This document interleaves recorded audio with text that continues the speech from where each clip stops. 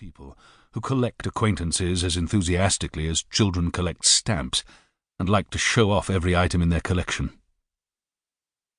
For this well-meaning oddity, a knowledgeable and competent archivist by profession, the whole meaning of life was confined to the modest satisfaction of being able to boast in an offhand manner of anyone whose name appeared in the newspapers from time to time.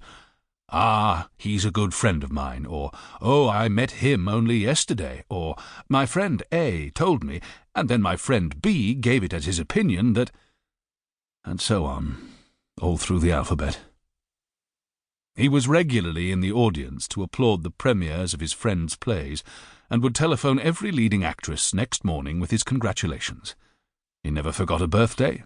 He never referred to any poor reviews of your work in the papers, but sent you those that praised it to the skies. Not a disagreeable man, then. His warmth of feeling was genuine, and he was delighted if you ever did him a small favour, or even added a new item to his fine collection of acquaintances.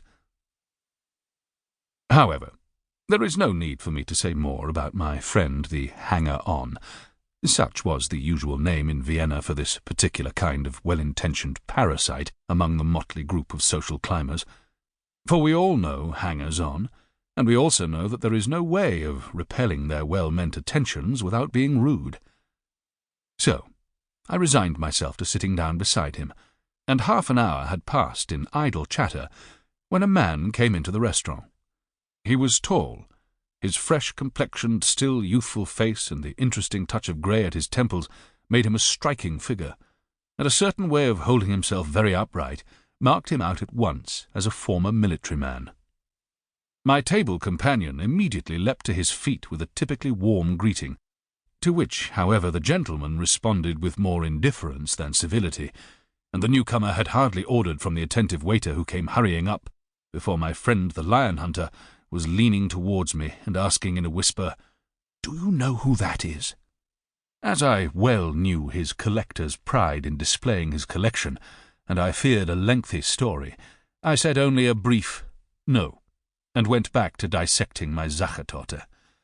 However, my lack of interest only aroused further enthusiasm in the collector of famous names, and he confidentially whispered, "Why, that's Hofmiller of the General Commissariat. You know, the man who won the Order of Maria Theresia in the war." And since even this did not seem to impress me as much as he had hoped, he launched with all the enthusiasm of a patriotic textbook into an account of the great achievements of this Captain Hofmiller, first in the cavalry, then on the famous reconnaissance flight over the river Piave, when he shot down 3 enemy aircraft single-handed, and finally the time when he occupied and held a sector of the front for 3 days with his company of gunners, all with a wealth of detail that I omit here, and many expressions of astonishment at finding that I had never heard of this great man, decorated by Emperor Karl in person with the highest order in the Austrian army. Reluctantly, I let myself be persuaded to glance at the other table for a closer view of a historically authentic hero. But I met with a look of annoyance, as much as to say, "Has that fellow been talking about me? There's no need to stare." At the same time, the gentleman pushed his chair to one side with an air of distinct displeasure, ostentatiously turning his back to us. Feeling a little ashamed of myself, I looked away from him, and from then on I avoided looking curiously at anything, even the tablecloth. Soon after that, I said good-bye to my talkative friend.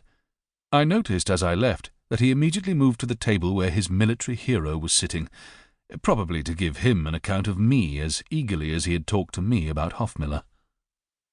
That was all.